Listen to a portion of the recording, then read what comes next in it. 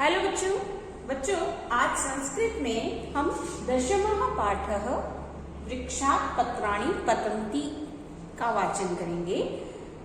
Lesson का वाचन और अनुवाद मैं आपको समझाऊंगी। इसके शब्दार्थ और सही वाक्य सही उत्तर चुनिए। इन प्रश्नों को हम करेंगे तो आप ध्यान से सुनेंगे वाचन और अनुवाद। ठीक है। पंचमी विभक्ति का प्रयोग इस लेसन में किया गया है। वृक्षात् पंचमी विभक्ति अपादान कारक।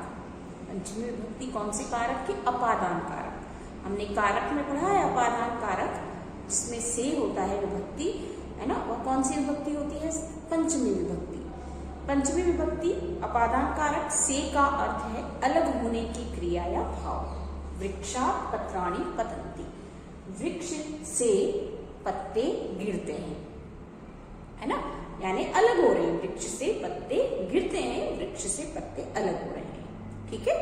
तो ये इस लेसन में अपादान कारक पंचमी विभक्ति का प्रयोग किया गया है। मैं लेसन का वाचन और अनुवाद आपको समझाती हूँ। दशमः पाठः वृक्षात् पत्राणि पतन्ति। 10वां पाठ वृक्षों से पत्ते गिरते हैं। पंचमी विभक्ति अपादान कारक का इसमें प्रयोग किया गया है। जहाँ किसी वस्तु या व्यक्ति का अन्य वस्तु या व्यक्ति से अलग होना पाया जाता है, वहाँ अपादान कारक होता है। अपादान कारक में पंचमी विभक्ति का प्रयोग होता है। इसका विभक्ति चिन्ह से है। इसमें अलग होने का भाव पाया जाता है। जैसे बालकः अश्वात् पतति, बालक घोड़े से गिरता है। संज्ञा और सर्वनाम शब्दों के पंचमी विभक्ति के रूप इस प्रकार हैं। पुल्लिंग में बालक शब्द एक वचन, द्विवचन, बहुवचन रूप इस प्रकार है। बालकात् एक बालक से, बालकाभ्याम दो बालकों से, बालकेभ्य कई बालकों से। किम कस्मात् किससे, काभ्याम किन दोनों से, कैभ्य किन सबसे। तत् तस्मात् उससे, ताभ्याम उन दोनों से, तैभ्यः उन सबसे। स्त्रीलिंग में बालिका शब्द के तीनों वचनों में रूप इस प्रकार हैं। बालिकायाः एक बालिका से, बालिकाभ्याम दो बालिकाओं से, बालिकाभ्यः कई बालिकाओं से। किम कस्याः, काभ्याम काभ्यः किससे, किन दोनों से, किन सबसे। तत् तस्याः उससे, ताभ्याम उन दोनों से, ताभ्यः उन सबसे। नपुंसकलिंग में फल फलात् एक फल से, फलाभ्याम दो फलों से, फलेभ्यः कई फलों से। किम कस्मात् किससे, काभ्याम किन दोनों से, केभ्यः किन सबसे।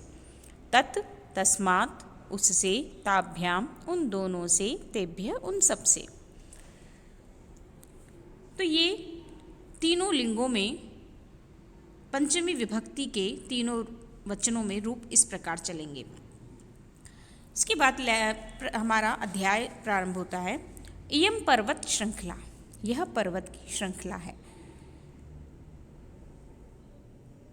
एषा अतीवा रमणीया, यह बहुत सुंदर है।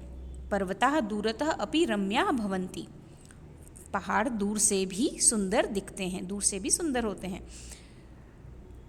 पर्वतेभ्यः निर्झराः नद्यः च वहन्ति, पर्वतों से नदियाँ और झरने बहते हैं। गंगा हिमालयात् प्रभवति, गंगा नदी हिमालय से ही निकलती है। निर्झरेभ्यः यः जलं वहति, झरनों से यहाँ जल बहता है। तत् जलम झरझर इति ध्वनिं करोति, उनका जल, उनसे गिरने वाला जल झरझर की ध्वनि करता है। इयं ध्वनि मधुरा भवति, यह ध्वनि बहुत मधुर होती है। पर्वतात् नदी अपि वहति, पर्वतों से नदी भी बहती है। नदी जलम कलकल इति ध्वनिं करोति, नदी का जल कलकल की ध्वनि करता है। आकाशात् मेघा वर्षन्ति, आकाश से, आसमान से बादल बरसते हैं। मेघभ्यः जलम सर्वत्र वर्षति,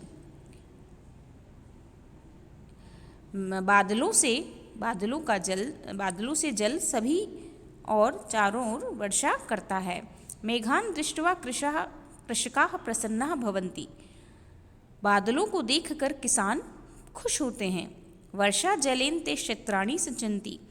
वर्षा के जल से वे खेतों को पानी पिलाते हैं, खेतों में पानी देते हैं। कृषकाः बीजानि वपन्ति।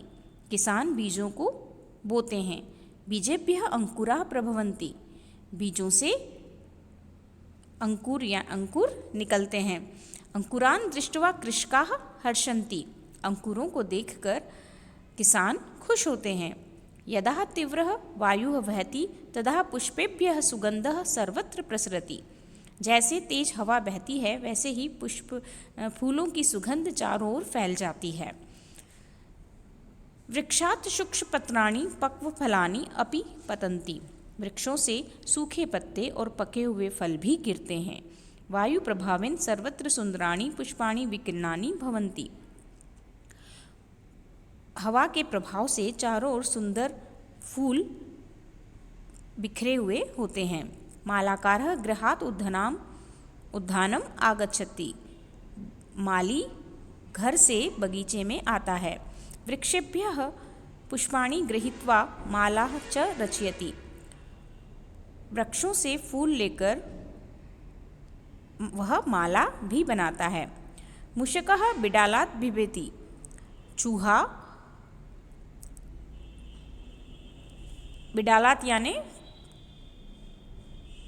बिल्ली से डरता है। भीतः मूषकः बिल प्रविशति। डरा हुआ चूहा बिल में घुस जाता है।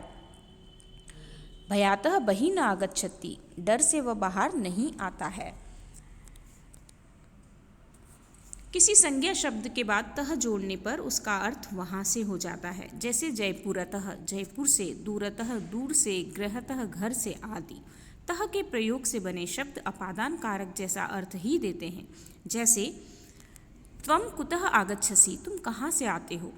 जब कोई किसी से डरता है तो डर के अर्थ पंचमी विभक्ति का प्रयोग होता है, जिससे भय हो।